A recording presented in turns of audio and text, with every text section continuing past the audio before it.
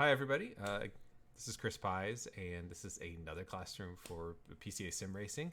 And this week we're going to be talking about the next race on the summer calendar that we're doing, which is Summit Point in West Virginia.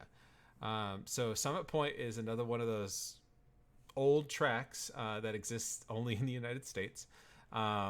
Very similar in terms of feel to something like Mid Ohio, but it has its own character.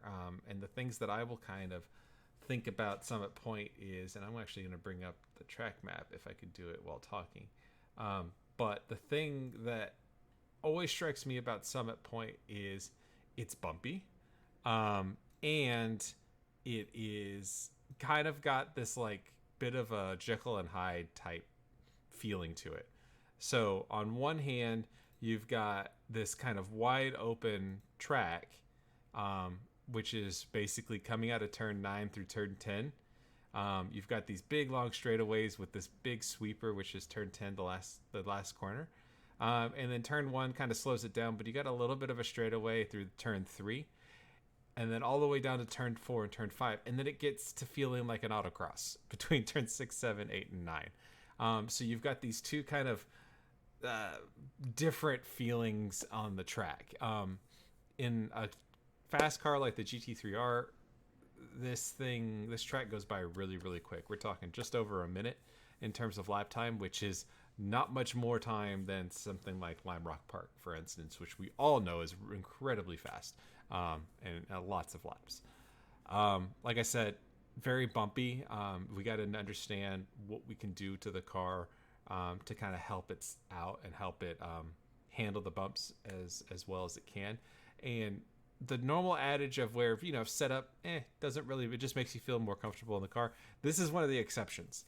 This track, if you get a bad setup here, is going to be very slow because of the bumps. And we can talk about, since the track walk's not going to take too terribly long here, we can talk about kind of some ideas on what you want to maybe do on the setup to try to go as quick as possible, or some of the ideas that I was doing. And I'm happy to share a setup that I was messing around with earlier today to try to get some lap speed out of this car track combo. So let me go ahead and load up the replay. Does anybody have any questions about this while this is loaded, in terms of like, have you run Summit Point before? Never run Summit Point? No idea. I love it. I hate it. This is my local track, so I'm a little bit privy to it. Oh, okay. Well, so Yeah. you've got the local knowledge. Well, if there's anything that I say that doesn't make sense, please let me know. But How about this? Watch out for Chris Pies in turn 5 on the last lap. Doesn't that harken back to one of our series races? I will go on the record and say I made that corner. I was going to make that corner. And I'll leave it at that. I did not. I kept it as tight as I left two tires in the grass, and still made the corner and kept my line. So we'll leave it at that. But yeah, no, that was. It was a bit. It was. It was. Who was that with? Who was that with? That was with Kaholic. That was Oh yeah, our yeah. introduction Okay. to Kaholic. Yeah. No, it was very opportunistic to say the least. But it was also the last lap of the race for the lead, so if it was going to happen, it was going to happen there, because it wasn't going to Well, happen later. you do as you say, Chris. You saved it for the last lap. I did, exactly. And he was ahead, and you went for it, man. I did. appreciate that. I did. We're racing. But that was a lot of fun. Yeah, and that's another thing about this track. It's hard to pass here. It's incredibly hard to pass here. Much like our our regular old school American flowy tracks like Mid Ohio, this place, they're just really difficult to pass at, and so you got to win on strategy, especially if there's a pit stop. You've got to win at pressuring somebody to making a mistake. It doesn't necessarily happen in outbreaking somebody, but there are some opportunities here. So I've got 2 laps here with 2 different ideas coming through. I think through turn 1, but I'm not totally sure, but we'll see. So the cool thing about, like I said, Summit Point is we have this really long straightaway, well, quote unquote, long for the track straightaway that feels like a country road, a 2-lane country road, which leads into an incredibly tight opening corner. So it's an increasing radius corner. So the tightest part of the corner is at the beginning, and then it opens as the corner goes through. So not a true hairpin in that it's just a really tight corner, but it actually opens up. So what we'll try to do in our thought process going into turn one is this idea of we want to get off the brakes as soon as we can because we want to start rolling speed and carrying momentum because the track is actually going to open up and allow us to kind of open our hands and start accelerating sooner than we normally would under a normal hairpin. So let's get on down there and we can talk about it. So as we go screaming down the straightaway, we've got some decent brake markers in cones. So 5, 4, 3, 2, 1. I don't like cones in the sense that cones can be knocked over if somebody goes off track and eats all the cones, then you lose your brake marker. But as long as they're there, you can still use them. The nice thing about this track is we've also got lines on the ground which signify where the cones should be. And more importantly, we've got at the 3 cone, this little extra runoff of concrete turns into dirt. So it actually ends. So if somebody were to take out all these cones, we understand that our brake marker is going to be somewhere before this little 3 cone area. And it's going to be threshold braking. We're going to be braking as hard as we can, slow this car down. So I'm braking just before, probably about at the 3 1/4 maybe cone, if there was one. So somewhere right around here before we get all the way down to the 3 cone. Any later than this, and I was finding myself really struggling to get the car slowed down and get it balanced for the turn in that we were about to make. So I'm braking a little bit earlier, and it is a pretty firm brake. You can see I'm 80-90%. I mean, I'm basically in ABS trying to stop this car and slow it down for this really tight turn. For turn 1, like I said, the key through this is the first part of this turn is the tightest part of the turn. And then as soon as you do this first entry into this turn, it starts to open up. So what we want to do is we want to slow the car down, turn in while we're trail brake in as we're slowing the car down. But then basically as soon as we realize that we're going to get this car down to the curbing, we want to be getting off the brakes and actually start slowly accelerating to get the car to rotate under power, and then opening our hands and using that increasing radius to start accelerating as early as possible. There is a little bit of a trap in the sense that you've got this little filler, concrete filler in the track that you can see here. It may be tempting to try to ride this around and say, oh, that's the line. Well, actually, it looks pretty good. But where I tend to kind of deviate a little bit from it is right around apex. I'm trying to get as close to this curbing as possible. If you miss this curbing and miss this spot at all, you'll find that the car really wants to understeer, and that's because there is some camber. And the closer you get to the curbing, the more camber you have through turn 1, and we want to get as close down to it as physically possible to take advantage of that curbing or that camber. What we don't want to do is we want to try to avoid hitting this curb on the inside. And something like a Miata or something like that can take that curb and you can kind of use it. You want to maintain momentum is all that matters. The curb is okay, but in a car like this that we want the car to be glued to the ground so we can get to its advantage, which is power earlier. Getting up on that curbing is really going to upset the suspension. It's going to wallow and bounce all over the place, and it's going to prevent us from getting on power as soon as we can. So get down to the curbing, don't touch it, as close as we can get to it. This is about as close as I can get to it. And then coming out, there's 2 kind of schools of thought on the exit of here. One of them is get on power as soon as possible, start opening your hands, and basically track out with the seam of this concrete filler. The other is wait a hair, wait a heartbeat, and keep the car tucked in really tight and just get a little bit more rotation and basically drive the car down the inside so you're inside the seam. The advantage of getting on power early is you're going to start accelerating sooner than maybe somebody else. However, you're going to end up traveling further. As you unwind your hands because you're adding power, you're actually traveling a further distance around the track out point at the exit. If you keep it really tight, think turn 1 at like VIR, for instance. If you keep it really tight, you don't travel nearly as far, but you have to wait a moment to get on power, so you're not going to be going as fast. It's kind of whatever feels the most comfortable. I kind of do wherever the car ends up is what I end up doing. I don't love one more than the other, but they're both perfectly viable. And so if I show you what this one I think I did tracking out, so getting on power early. So right here, I'm off the pedals even before apex. I've gotten the rotation in the car done. I've already started accelerating. I'm at apex and I'm at 70% throttle. And then boom, coming out of the corner, I'm at full throttle. I'm opening my hands. You can see I'm following the filler of the road and tracking out to about mid-track here. There's no reason you have to go all the way out here or anything like that. So that's how I particularly try to do this corner. Get on. The whole idea is off the brakes as soon as possible, way early after we've done the rotation on the entry, back on power, and then as we're squeezing on the power, we're starting to open our hands to allow that power, to allow the tires to have traction to put the power down to accelerate. The other thing I'd say about this is it is really bumpy. So right around apex of this and just after the apex of the corner, you can actually see the car move around. That's because it's bouncing around and all the little divots and everything that are on the track surface. So we want to make sure, we want to really emphasize, if you're having problems going through turn 1 and when you get on power, the back end's sliding around and you're in traction control and you're having to counter steer a bunch, try to be smoother with your throttle input. Don't treat it like an on-off switch. Roll it on. And then as you remember, you roll it on, you have to start opening your hands to allow that grip to be given to the acceleration.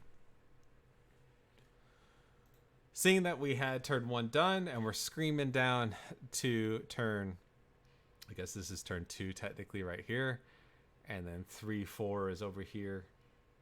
What I'm using here, this is a really, in my opinion, this is the most difficult corner on the track, is this kind of little bit of a left-hand blind at the apex, very fast left-hander sweeper. And the reason it can be difficult is the entry can be very tricky, and nailing it the same way every time. There's no formal brake markers. And in some cars, the brake marker is like somewhere randomly in this area with this road. So it can be difficult to do the same thing every single time. Not to mention that it's kind of, you've only got a split second to kind of throw this car in on the left-hander if you're going to do it right. In order to maximize your time, you got to be pretty much millimeter perfect. And if you make a mistake, you either clobber the curbing on the inside, which upsets the car, or you run wide into the kitty litter on the exit. So what I was finding when I was doing laps here was I am braking, or I'm using the end of the access road here, this first access road, as my brake marker. So I'm going to pass the front end of my car at that point. So right here, boom, I'm braking right at the end of the access road. And then what I'm trying to do is I'm trying to brake in as straight a line as I can, understanding that there is a little bit of steering angle that I do need to have. It is not a hard brake. It is kind of a set the front end of the car, put the weight on the front so it'll get a good turn in, and then get off the brake. So it's just like a little brake to about 70% and then off of it. So it's like brake off. And then as I come off of it, I'm trying to get off the brake as soon as I can and roll my momentum through this corner. We can see a lot of the track, which means the track is helping us. We're going uphill, so you're going to get a lot of really good front end grip on your initial turn in here. However, you can see when you look up further through the track, all of a sudden we can't see a whole lot of track. So what's happening is the track is helping us on the way up, and then as we crest the hill, it's going to fall away. So we're going to go from this really good front end grip to no front end grip, to understeer. And so we just need to be ready for it. So the temptation or the problem is, or what tends to happen, at least for me on this corner, is I'll get a really good turn in and I'll be like, oh man, that felt good, but I'm too early. And then I'll start to open my hands, and then all of a sudden the grip that I had on the front end when I go past the apex just completely falls away, and then I end up running wide into the sand on the right side. So you just have to understand that, yeah, you have really good turn in. It feels like you're going to turn the car too much, but when you get to about halfway through the corner, that grip is going to go and you're just going to understeer, and it's going to put you in the right spot. much like turn one, try to avoid this inside curbing. In general, kind of the rule with this particular car is avoid the curbs, because it's just upsetting the car. You're not really getting much of an advantage in this car relative to something like I said, a Miata or something like a regular sports car that's got a lot of suspension travel that can eat the curbs. This one is just, if you get on the curb, it's preventing you from getting on power sooner, and you're probably going to enter traction control, and it's going to end up hurting. So if I back it up a little Chris? bit. Yeah. So this is my home track as well, and I always have a lot of trouble with this particular turn. But one of the things that really helps is vision on this. So when you're right after you start your braking, is to look up the hill, right in that spot. Look up the hill, and that helps a lot with that's where your vision should be, right up in that corner. Yeah, absolutely. In general, if you're having trouble with corners like this, everything, it goes without say, but it's always good to say it. Eyes up. Look where you want the car to go, and you're going to drive the car there. If you're looking right here in front of the car, you're not going to make this corner. You need to be looking all the way over here to the left. And then when you're right here, your vision does go away because you can't see over the ridge of the hill, but you still need to be looking for your track out point, which is going to be right here, right on the crest of the hill. And then once you cross the hill, you need to be looking all the way as far as you can see. But yes, absolutely. Vision is super, super important, especially in a curve like this. So good point. But like I said, the key here is this car coming through here. You don't want to be on brakes when you're at the apex here, because if you're on the brakes, that means you're standing the car on the nose. You crest over the hill, the rear end gets light, and you can get some oversteer when that happens. What we want to do is we want to get our braking done in this little tiny gap between this first initial brake zone and by the time we've turned in. That's all we have for braking, and that's all we need, because it's, again, very fast. It's 105 miles an hour I'm going on turn in when I get off the brakes. And then when we get to accelerating, we're settling the rear of the car, we're settling and balancing the car, and getting a run through the corner. Another corner to kind of think about is Road Atlanta. So turn 5 at the bottom of the S's, coming up the hill at Road Atlanta. This corner has a lot of the same features on the entry, like you're braking with a slight little movement to the left, and then you're not holding the brakes through the corner. You're just braking enough to set the front, get the car turned in, and then you're off the brakes and getting back on power early to settle the rear of the car. It's a very similar feeling through here, except that this is faster than the Road Atlanta one. Chris, isn't it a lot like Mid-Ohio turn 1, where it's blind, where you go around the curb to the left, and you can't stay on your brakes either? Yeah, I mean, a similar kind of idea with it. The only difference between the Mid-Ohio turn 1 is really flat, right? So you don't have that. Right. You don't have that really good grip in the beginning and then it goes away. It's just kind of the same all the way around.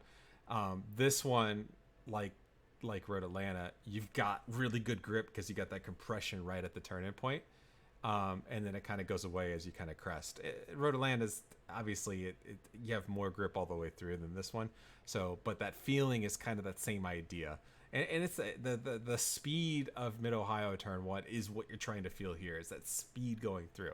But in my mind, I kind of think Road Atlanta turn 5 coming through here, it's a similar feeling. And then this is what I mean by, like, it's really easy to get wide through here coming out because the grip goes away when you crest the hill. So long as you're keeping your left side tires touching the surface like this, you're fine. You can actually dip a couple tires in the sand. I wouldn't do it in real life, but in the sim, this is not a 1X technically, which is really surprising.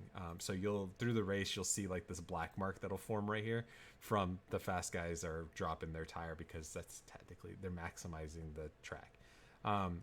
But in real life, you don't want to mess with that, right? So just keep that in mind. You don't really need to flirt with it that much if you're getting into the sand consistently through here. All you need to do is you basically maybe wait maybe a heartbeat before you get back to power here. Let the car get another little bit of turn in before you get to full power coming through here. All right, the rundown to turn 5. So we've got this really fast right-hander that in most cars is flat, but this car I'm not able to quite take it flat. So, but it's not a brake zone either. So it's just a little bit of a lift and a little bit. So I'm like lifting to 50% through here. And then as soon as we come through the corner, I'm trying to keep the car as far right as I can, knowing that I can't get it all the way to the right. And it's not necessary to be all the way on the right. But at the same time, I want to be as close to the right as I can without sacrificing speed through turn 5. So where I end up is probably just right of mid-track, or that's my goal. I'm not going to be able to end up over here on the full right side, because if I did, that means I left speed through turn 5. I didn't go fast enough through that. If you end up over here on the left, it's still, again, not a big deal. You're carrying good speed through here. Just understand that you're going to have to slow the car down pretty hard to make this left-hander in turn 6. Or I guess turn 6. I'm getting my turns mixed up. This left-hander. Is this 5 or 6, the tight left-hander? Anybody know? That's 5. Okay, so for 5. Okay. So coming through here, again, we need a set. No, it is 6. Sorry. Sorry. Okay, so this is 5. Yeah, this is 5. This is the chute. Okay, so coming through the chute, in order to take it really, really fast, you've got to treat it like a kink or whatever you want to call it, chute. So we need to be all the way on the left side, and we need to apex it appropriately, like a fast speed corner. So again, all the way as close to the curbing as we can without getting up on it, because we don't want to upset the car. But we can't take it flat either. So we need to find an area in here where we can start scrubbing a little bit of speed without getting on the brakes. Because as soon as we get on the brakes, we're going to stand the car on the nose, and the back end is going to wallow all over the place. And so if you have problems coming through this right-hander, this fast right-hander with the rear end of the car moving all over the place, make sure you're not on the brakes. Also, make sure you're not popping off the gas like really hard, because that's the same effect as pushing the car on the brakes. So what we want to do is, as we're going into the entry, all we're doing is slowly letting off the gas. And so we're keeping the car balanced. We're not shoving it on its nose and making the rear end really squirrely. Nice and balanced through here. We want to keep a little bit of throttle, keep the diff engaged on the way through, so we can keep it nice and stable. And then once we get through the corner and the car takes a set, like right here, boom, on the brakes. And it's as soon as possible. If we come through that corner and we're waiting to get the car completely straight and then we get on the brakes, it's going to be really tough to slow the car down for the left-hander. So it's basically as soon as we come around the corner, here it is, and then as soon as we get the steering wheel straight, boom, on the brakes. And the brake is going to be a progressive brake. It's not going to be slam on the brakes as hard as you can. Because you can see the car is still yawing through there. Even though we straighten the wheel, the car has still got a little bit of left compression in the suspension because we just made that corner.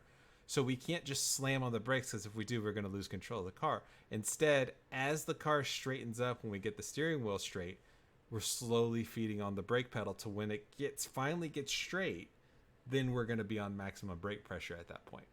But we're not doing it earlier than that. So if I show it again in slow motion, really slow, you can see I'm getting off the brake or accelerator slowly, and then slowly feeding on the brake to where the car is straight. That's where I'm at the maximum brake point. Chris, are you doing that in 4th or 5th on that last corner? I think I'm in 5th coming screaming through here. Let's see here. Yeah, I'm in 5th. Yeah, I find if I make the previous corner right, I'm in 5th going through there. Yeah, I'm in 5th through here. It is. There's no bones about it. It is a super fast corner, and it is super sketchy coming through there, especially if you're in traffic and you can't really see very far in front of the car in front of you. You gotta leave them room, because the last thing you want to do, especially if you're coming up, if you're right on somebody coming through 4, and you come through 5 nose to tail, he's gonna slam on his brakes at some point, and you don't know when that's gonna happen. You may be more confident on the brakes and go further, and if he slams on it sooner than you're expecting, you're going to go right into the back of him, right? So if I'm following a car through here, what I tend to do, and I know that I'm not going to be able. It's really a dangerous place to try to take this too wide in general. So I very rarely will ever think about that. So if I'm right behind a car, I will actually lift earlier and scrub some speed on the entry, so I can create a little bit of a gap. So when I get through the corner and I get to this point, I'm not right on his rear end. I've got maybe a couple car lengths. I've built that gap by lifting off the gas a little earlier in the corner, and I've built that gap. And then I can close it up reliably under braking for turn 6. But it's safer that way. But people will send it to your left there. People will absolutely, if somebody's on your butt coming through here, be cognizant of, don't slam on. I mean, you've got to brake. Everybody has to brake, right? But at the same time, understand who you're racing against, understand who's behind you. If it's somebody that you know is fast and they're coming like a recovery driver and they're coming through the field, this is a place that they're going to try to send it up the inside, right? And if that's the case, don't brake early where they're not expecting it. Just get the car over to the right and take a really, really exaggerated entry into 6, and then brake out here. There's tons of grip out here. You've got a little bit more room. If they're going to send it, they're just going to send it anyway, and they're probably going to send it and just goes buzzing through the corner and go into the grass. But if you tracked all the way out right in front of them, slammed on the brake, they're going to go right into you. So this is a bit of the self-preservation, especially if it's early in the race and you've got somebody that looks like they're super aggressive on your rear end. This is one where you can kind of move over and give yourself a little bit more breathing room and let them give themselves enough rope to hang themselves without taking you out as well. You'll know how aggressive they are based on how close they are to your rear bumper going through 5. If they're right on you and all you can't even see their headlights, you can just see them in your rearview mirror, there's very little chance they're not gonna hit you in the braking zone. If they have lifted on the entry, like I would do, then there's a good chance that they're not gonna hit you in the brake zone. They're giving you some more room because they don't want to do that, right? You got to be keeping an eye in the mirror to see who's behind you, to see how they're driving and what's going to end up through here. So, and it's the old adage, you know, if somebody hits you and runs to the back of you, yeah, it's 100% their fault. They made the mistake. They wrecked the cars, but it doesn't do you any good because you're still wrecked, right? So we got to do what we can to try to preserve our car. Now, if it's the last lap of the race, okay, yeah, you're going to be fighting for it, and you may have me sending it up there. That's what happened in the race that Mike referenced. At this point, Kaholic took this line that I'm on right here, and I sent it up the inside. So I was like right here. I had my front bumper basically at his rear wheel under braking, and then he took a really aggressive dive in, right? Like he turned it really tight. I had watched him for like 10 laps before it to see his line. His normal line was like this wide line in, and then on that particular lap when I got around here, his line went from like this wide line to all of a sudden straight down to the curb, and so he came over and his clipped my front bumper basically effectively, and ended up spinning him off into the grass on the right. But to my credit, like I was saying, I was able to brake enough, come over here to the left, brake enough, and I kept it on the curb, left side tires, basically on the grass, and didn't venture from that. Like I gave the entire outside of the track. So it can happen, it can work, and this is actually a place that passes can happen later on in the track. There's not a whole lot of places, but this is actually one of them. But it is super high risk because of that, because the cars are going super fast into here. Much easier in a Miata than a GT3R for sure. Okay, enough about the braking zone. I think we've got that. So what you're going to do is you're going to brake. Hopefully we're about mid-track, and what we're doing is we're just braking. We're just trying to slow this car down. And then as we turn in, it's kind of the inverse of turn 1, right? Where we're going to the right on turn 1. This is very similar, a little bit of an increasing radius turn after the turn-in point. So we turn in, get this car turned in. I like second gear, honestly. I don't really like going to first gear here. And the goal is get down to the curbing as best as we can, but being careful not to get on throttle too soon. If we get on throttle too soon, for whatever this corner is, I don't know if it's something to do with the camber, the surface, or whatever the case may be, but if you get on throttle where you think you should get on throttle, like right around here, Like I actually get on throttle slightly right here, and I always do it. I don't know why. It seems like there's a lot of camber here on the entry, and then in the middle that just goes away. So right here, notice I come back out of the throttle because if I would have maintained that throttle increase, I would have just washed out into the grass. So I get off the throttle again to get a little bit more rotation and then get back on the throttle. The seam is a great visual through here to take this. If we can keep the car in the seam, hey, we're doing really well. If anything, I like to keep it tighter if possible, because that just means I'm minimizing the risk of running wide. Especially in longer races, like hour-long races, where your front tires are going to start to fall off on this track. It's really easy to overdrive the front tires and start washing out here. So keeping it and getting in a practice of keeping it nice and tight will serve you well later on in the race when your front tires start to give up the ghost. Second gear through here. As soon as we kind of get the car over to take this right-hand turn, back on the brakes again, but just slightly, just to set the nose of the car. And what I mean by that is to get the weight on the nose of the car, give those front tires grip so we can get a good turn in for this next part. And then I'm off the brakes. So it's like brake, turn, and then off. Off the brakes, start feeding a little bit of maintenance throttle through here, nice and tight. We've got all the camber on the inside of this corner. Again, we've got another seam that is a pretty good guide. And then through this next segment between, so that's 6, 7, and 8, it's a constant radius corner. So my view is not 2 corners. My view is 1 corner, double apex, with a constant angle with my hands, which is right around here. So I'm trying to maintain that steering angle all the way through here and treat it like a double apex. So there's the second apex right here. So if I back it up, we come in here, brake, turn in, off the brakes, use the camber, and then that's apex 1 is relatively early on this corner. The car is going to track out, but then the car will start to tuck back in because of the constant radius, and then boom, apex 2. So double apex corner, consistent hand angle through there. Second gear. You can take it shallower. So let's say you pinch this first corner off more and you go like say in a first gear. You can take it shallower. It minimizes the distance travel. It also protects the inside. But understand that somebody that goes a little bit wider is going to get a better angle coming into this right-hander and will probably pick up a little bit more speed. This corner doesn't matter in terms of speed. We don't care. In fact, all of these corners in this little autocross section, none of them matter except for the last one. Full stop. So all we need to do is put ourselves in as good a spot as possible for the final right-hander, because that leads onto the straightaway.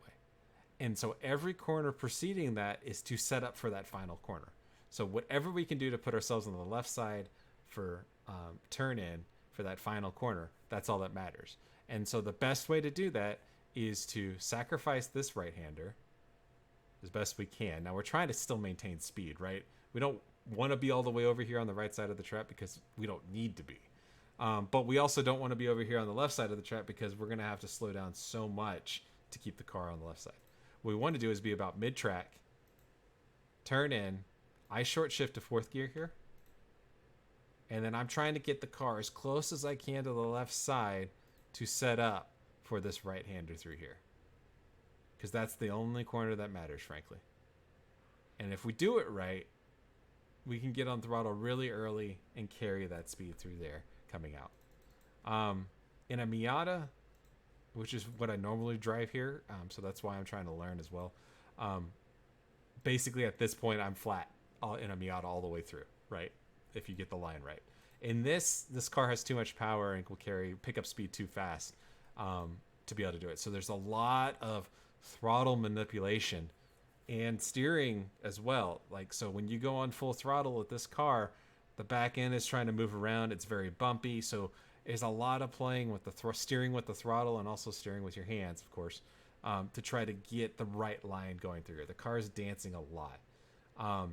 And that's why I like short shifting up to 4th, is because I'm not putting as much torque through the wheels. If you're screaming in 2nd through here, man, every little tiny movement you make with the throttle is just magnified. And it's really hard to get the power down. If you're in fourth gear coming through the third gear and fourth gear coming through this left-hander, you got more pedal travel you can play with. You can be a little more precise. So you can see my throttle input. I'm off the throttle, I'm manipulating, and I'm on it. I'm off of it to get a turn in, then I'm back on it. No two laps are the same through here, and there's a lot of improvisation. And I'd like to tell you, hey, this is the line you got to pick. This is what you got to do through here. But for me, it's different every time as well. So again, to go over it, what we're trying to do, keep it nice and tight through here. Use the camber of the corner. Keep a consistent steering angle through here. What feels like consistent in second gear. Double apex corner. That's the first part of it. Double apex. Once we get the double apex down, once we get to this point, we're going to be about mid-track, and we're going to try to turn in and keep the car nice and tight to the left side. Upshift to fourth, but keep the car as tight as we can to the left side without touching the grass, so we can set up for the right-hander to exit. When we turn in for the right-hander to the exit, we're going to have to do a little bit of a lift to get the nose down. But again, we want to get all the way as close as we can to the curbing, because that's where the most camber is to assist us in the turn. If we miss this apex here by even half a car length, you'll notice it, because the car is going to understeer out, and you're going to probably end up putting two in the grass in the exit. You got to get down to the curbing as best as you can.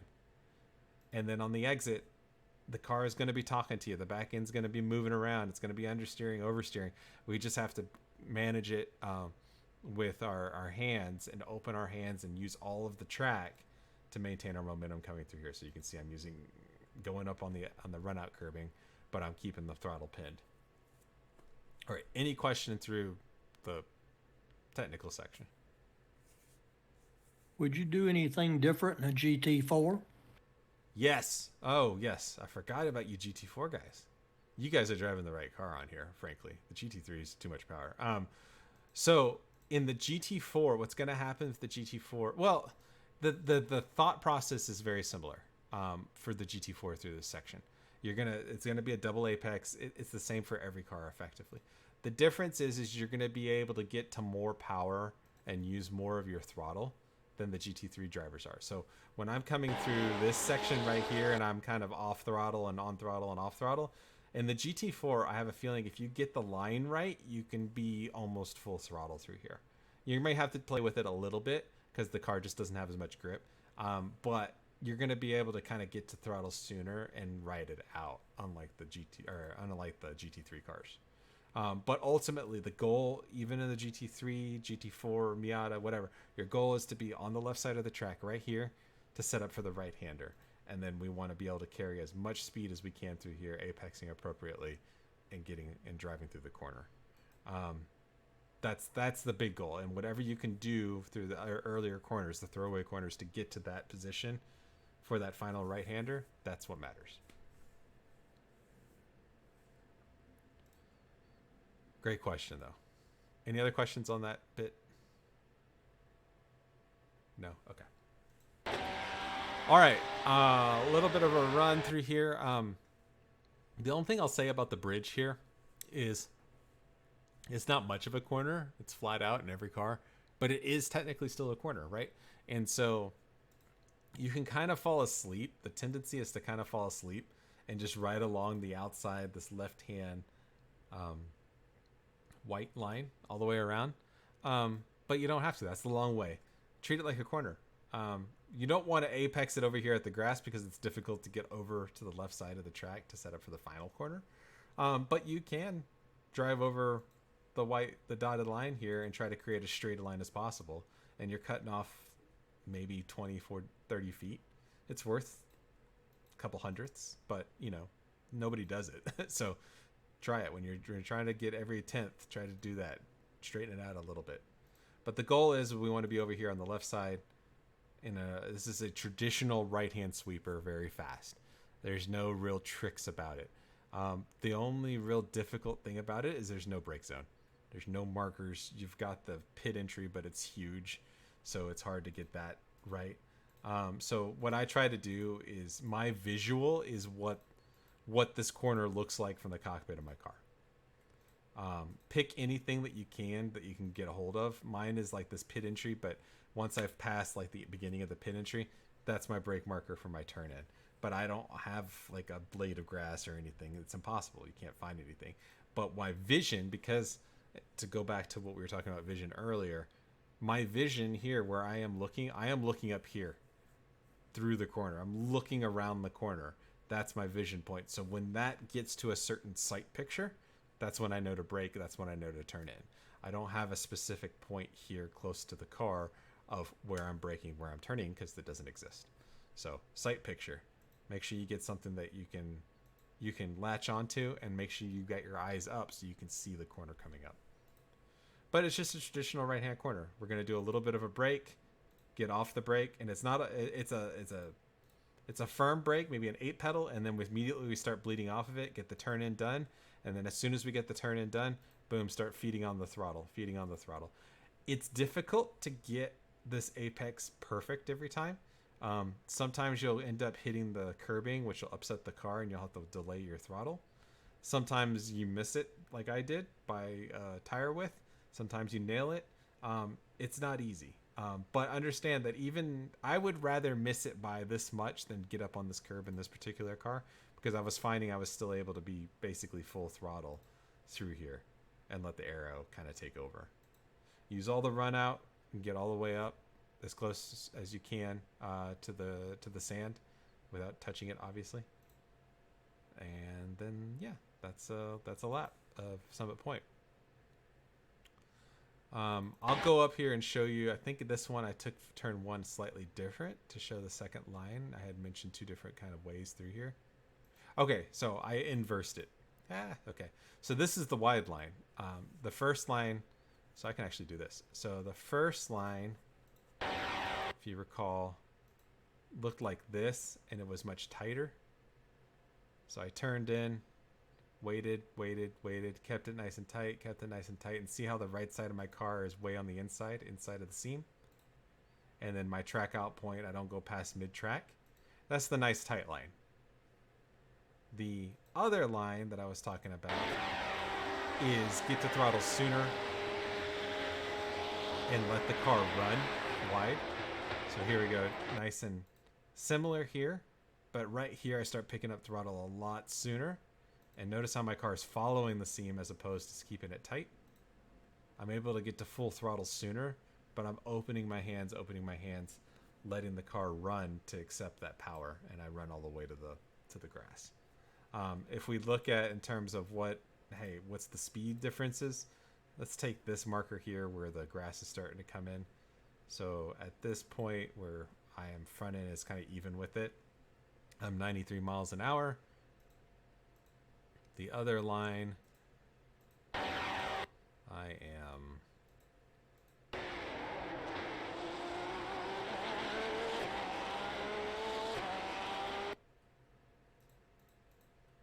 93 miles an hour. So they're pretty similar. So it's whatever you feel comfortable with. Yeah. Any questions before I do? I'll go through and let it run so you can see what it looks like from the cockpit as well.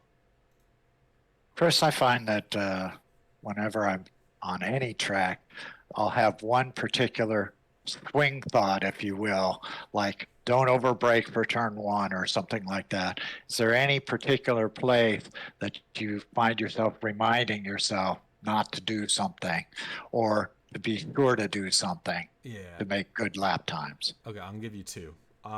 The first one is one that you should have always, is vision, eyes up.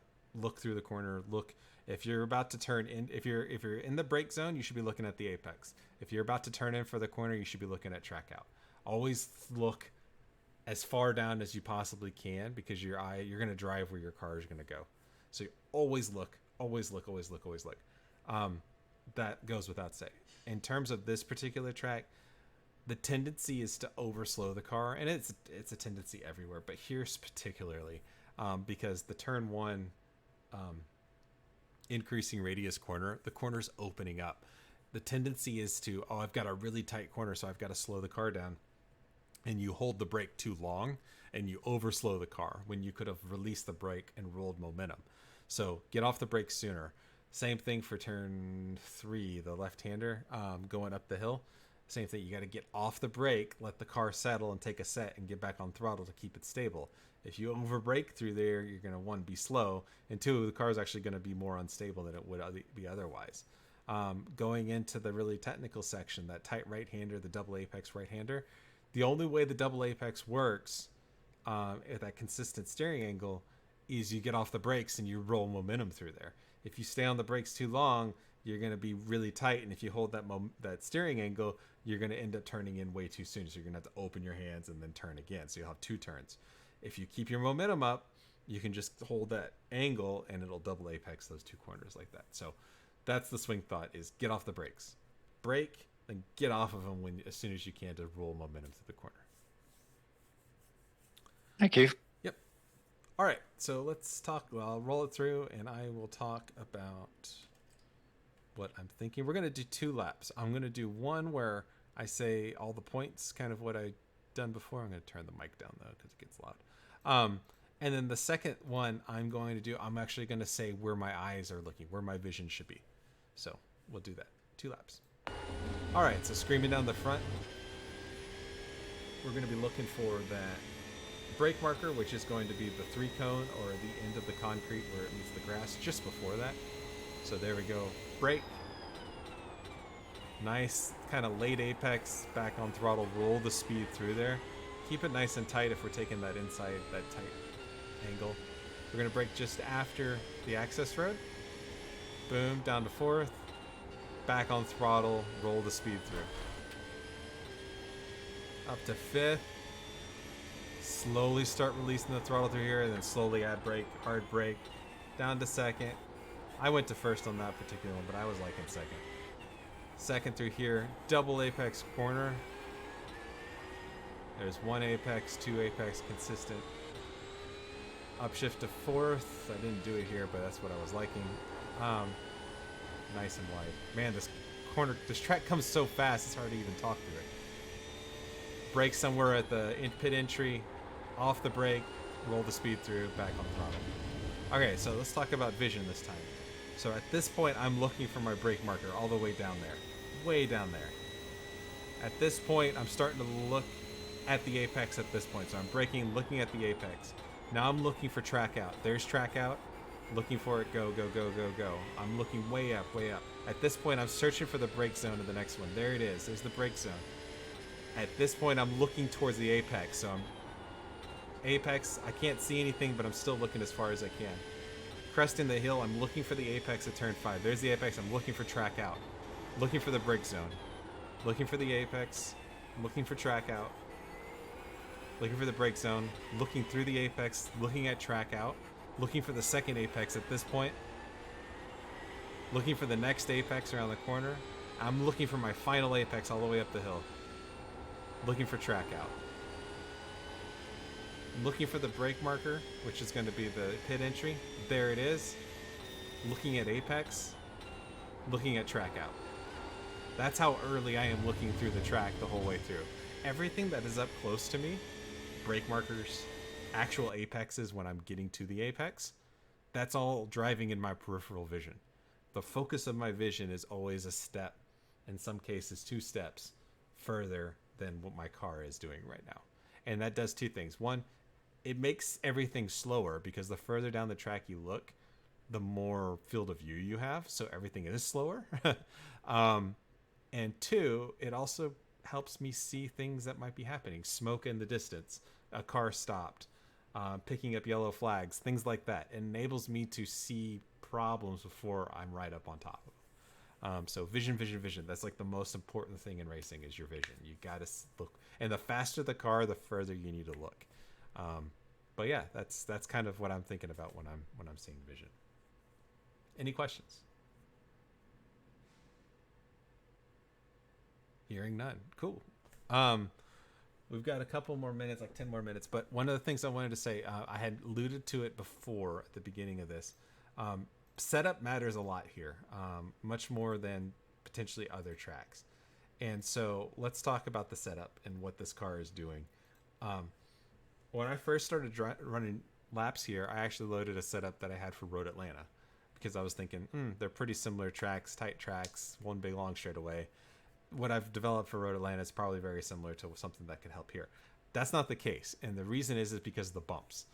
Road Atlanta really is not very bumpy. It's pretty smooth. This place is like Sebring. It is bumpy as hell, and I was finding it very difficult to keep the rear of the car planted through the very technical section on the back half of the track. Those tight left and right handers, the back end of the car was bouncing all over the place, and I could not get to power. I was wrestling the back end and not able to put the power down, and it was making me slow. Not to mention the car was an absolute nightmare to drive. So what did I do? Well, if the track is super bouncy, if you have a really firm spring set in the car, just think of it. If you have a really firm spring, whatever the rear tire is doing, it is putting that into the chassis of the car. So as the tire hits a bump and the suspension compresses, if the spring is really tight, any movement of that tire is going to be moving the entire car, right? And so what ends up happening is significant bumps through those bumpy sections is actually compressing, is moving the suspension and moving the chassis of the car in such a way where the tires are probably leaving the surface of the track. So you're actually getting to situations where you have no traction in the rear of the car. And that would be exemplified or characterized by the car just in the rear end just bouncing all over the place. You can't seem to get the rear end under control. So what I did was I softened the rear springs. By softening the rear springs, when those strikes of those bumps were occurring, what was happening was the suspension and the springs and the dampers were actually allowing that tire to come up somewhat and dampening that shock. Instead of it going into the chassis, the spring was compressing before it transferred into the chassis. What results is the platform stays more stable, the tires move around underneath, but as soon as you get done with that strike, your tire is able to stay in contact with the road more. So the car is more under control, and you're able to keep your tire in contact with the road for longer periods of time. Or another way to say it is minimizing the time that the tire is losing contact with the road, maximizing your grip. So as soon as I softened the rear spring rates of the car, through this section right here, I was noticing that it was much easier to drive, first off, and I was able to get on power a lot sooner because the tires were touching the road instead of bouncing all over the place. So that's one thing that I found through here, for those of you that are running open setups, is if you're struggling with rear grip, if you're finding the rear is bouncing all over the place, check your spring rates. They may be way too high in the rear. So for numbers, my spring rates in the car were like in the 2,000 foot-pounds for the rear, and I went down like 3 or 4 clicks down to like 1,500, and the car felt much better. If you make that change, though, understand that softer springs is going to bring the rear of the car, the right height of the car down, just static. So you have to raise the rear of the car to offset that loss of it. So one way to look at it is basically, if you like the way the car would handle from a dynamic standpoint, like it was turning in well, everything felt balanced except for the bumps, soften the spring brake. But before you soften the spring brake, make a reference of what your ride height was just prior to that, and then rechange your perches so you can get that ride height back with the softer spring. Awesome. Do you guys want my setup too? I can throw that up there too. I'll throw it up just for fun. That I did. Again, I just threw it in together. I mean, like, you can see how many laps I did for this. 15 laps. And I think it was right here at lap 10 where I made the spring rate change. And you can see my lap times just got more consistent in general at this point once I made the change with the spring rates. So I'll post it in the EDE forum with the video replay for this, and use it, tweak it, do whatever you want with it. Throw it in the trash. I don't care. But hopefully at least it's maybe a starting point for some people. Thank you, Chris. Yeah, no problem. Y'all good? Y'all ready for this then? No questions whatsoever? If you can get Summit Point down, you're doing really well. It's a tricky little track. Jonathan, did I say anything weird? Does this make sense from a local? Oh yeah. I will say that for 5, going on the inside into 4 into 5. I was wrong the first time. So going into 5, going on the inside, from all the instructors at the track, have said that it doesn't really matter either way. And Right here, right? like, yeah. So go into the all the way on the left into 5. Either line, I don't think it matters that much. I think it's more about preference there. Yeah, and I absolutely agree, 100%. My comment on getting the car over to the right is if you got somebody that's aggressive that's coming flying through, they're gonna fly through. If you move over to the right and you give them a lane to give them enough rope to hang themselves, give them a lane, Yeah. they'll send it, and either they know something or their setup is really good and they can hold it, or they're just gonna go sailing off into the grass and they don't, and then you just drive by. So that would be the only thing. But yeah, in general, I would much rather take, if I'm on my own, I would rather take speed through this corner here and keep that speed for as long as possible than sacrifice and slow down through 5 just to get the car over to the right. That's kind of what they had said as well. Yeah. Was it's better to just maintain the speed and then. Yeah, because this left-hander is a throwaway corner. It means nothing. Exactly. Yep. So, I will say from this particular car, there is a noticeable difference that I was able to tell in the few laps that I did. I took a few laps where I was over here like I'd normally be in a Miata. This car didn't seem to like it as much. It felt like I was having to stop the car right here. Yeah, to turn. It does feel like you're stopping it on the apex pedal when you do it. Versus if I was able to get to about mid-track like that, I felt like I was able to carry a little more momentum around. I'd have to look at my data to see if it was actually doing anything, if one way was faster than the other. But that's just how it felt. So that's why I said that, coming through there without sacrificing speed through 5, obviously try to get over to the right as much as you can, but you're physically going to be unable to at some point, because as soon as you go through there, you got to get on the brakes, and that's where you are. Don't sacrifice 5 just to get to the right side of the track. That's going to cost you time. It's a fun track. I'd like to drive here in real life, maybe some point. I don't know. Have they improved it to where if you go off track, you're not going to hit a tree anymore? No, it's kind of the same. Okay, because that's like the really kind of sketchy thing about this track is, yeah, you go off, you hit the grass, and you go for a ride, and oh, by the way, there's a forest there, and you may go into it. It's just like trees don't really give. I know they've got tires now and other stuff, but it's still, there's hills there, and you hit it wrong and sketchy things. If you've driven this in sim, you've taken jumps off the side of this track plenty of times. So. Oh yeah. Cool. But it's a fun little track. Yeah, I like it. Obviously I'm a little bit partial to it, but yeah. Cool. All right, guys. Does anybody know if anybody's setting up something for this? Sorry, I was about to ask you. I don't know. I was told to make these from Tuesday to Monday because somebody was doing something, wanted to do something on Tuesday, and that it would match well. But then nobody's hosting anything, so I can host something. But anyway, I'm going to stop the recording and we can talk about it. So thanks for watching. I'll post this up and you guys can watch it again if you are sadists or those of you that didn't see it before and might be able to glean something. Hope you stuck around this far. Races will be Wednesday and Thursday of this week and then also next week. So I'll start the recording now